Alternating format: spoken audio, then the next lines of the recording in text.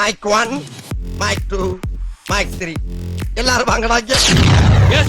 இதுல ஒண்ணும் குறைச்சல.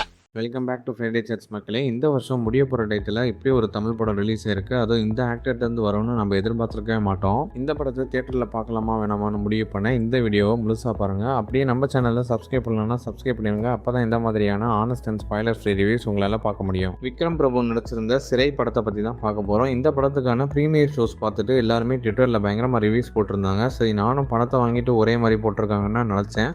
நான் படத்தை பார்த்துட்டு வெளியில் வரும்போது தான் தெரிஞ்சு அப்படி இல்லைன்னு. படம் எப்படி இருந்துச்சுன்னு பார்க்கறதுக்கு முன்னாடி படத்தோட ஸ்டோரி என்னென்னு பார்த்துடலாம். போலீஸ் கான்ஸ்டபிளாக இருக்கிற விக்ரம் பிரபு வேலூர் ஜெயிலிருந்து ஒரு கைதியை கோர்ட்டில் ஆஜர்படுத்த பஸ்ஸில் கூட்டிகிட்டு போகிறாரு. அப்போ அந்த கைதியோட ஆளுங்க விக்ரம் பிரபு என் கூட இருந்த போலீஸ்காரங்களை அட்டாக் பண்ணுறாங்க. போலீஸை அடிச்சு போட்டு தப்பிச்சு ஓடுற கைதியை வேற வழி இல்லாமல் கன்னை வச்சு சுட்டுறாரு விக்ரம் பிரபு. இதுலேருந்து தான் கதையே ஆரம்பிக்குது. அவருக்கு 7:30 ஆரம்பிக்குது. இதனாலேயே விக்ரம் பிரபுக்கும் கூட வந்த போலீஸ்காரங்களுக்கும் என்கொயரி வைப்பாங்க. அந்த என்கொயரி அப்பையும் விக்ரம் பிரபு ஹையர் அஃபீஷியல்ஸ் தான் பண்ணது கரெக்டுன்ற மாதிரி பேசுவார். அதை பொறுத்துக்க முடியாத ஹையர் அஃபீஷியல்ஸ் விக்ரம் பிரபுக்கு மறுபடியுமே எஸ்கே டியூட்டியை பனிஷ்மெண்ட்டாக கொடுத்துருவாங்க. அப்படி எஸ்கே டியூட்டி பார்க்கும்போது ஒரு பையனை சந்திக்கிறாரு விக்ரம் பிரபு. இவனும் ஆள் ஒரு மாதிரி இருக்கான், தப்பிச்சிட போறான்னு கண்ணில் விளக்கண்ணையை ஊற்றி பார்த்துட்டு இருக்காரு. நைட் டைம் சாப்பிட்றதுக்காக பஸ்ஸை ஒரு இடத்துல நிப்பாட்டுறாங்க. அப்போ அந்த 2 போலீஸ்காரங்களும் இந்த பையனை கோட்டையை விட்டுறாங்க. இந்த பையனும் தப்பிச்சு ஓடிடுறான், அதுவும் கன்னோட ஓடிடுறான். இந்த பையன் எதுக்கு ஓடுறான், இந்த பையனுக்கு பின்னாடி என்ன கதை இருக்கு, விக்ரம் பிரபு கடைசியில் அந்த பையனை பிடிச்சிடுறானா, கோர்ட்டில் ஒப்படைச்சிடுறானா, அதுக்கப்புறம் என்ன நடக்குதுன்னு தான் கதை. இப்போ ரிவ்யூக்குள்ளார போயிடலாம். படத்தோட ஃபர்ஸ்ட் ஃப்ரேம்ல இருந்தே கதைக்குள்ளார போயிடுறாங்க. ஸோ எந்த ஒரு டிஸ்ட்ராக்ஷன்ஸ் அண்ட் அன்வான்ட் சீன்ஸ் எதுவுமே இருக்காது படத்துல.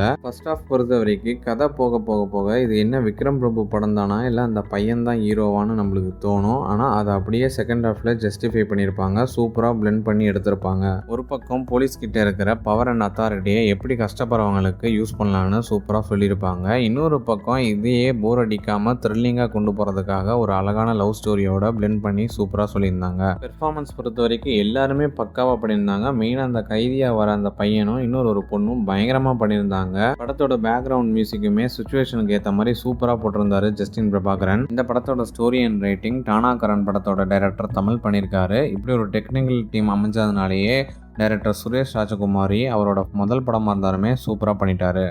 இந்த படத்துக்கு எங்களோட ரேட்டிங் 4/5. மொத்தத்தில் general audience, family audience, cinema lovers and Taanakkaran கோட் போன்ற படங்கள் பிடிக்கும்னா இந்த படத்தை கண்டிப்பாக தியேட்டரில் போய் பார்க்கலாம். நன்றி, வணக்கம்.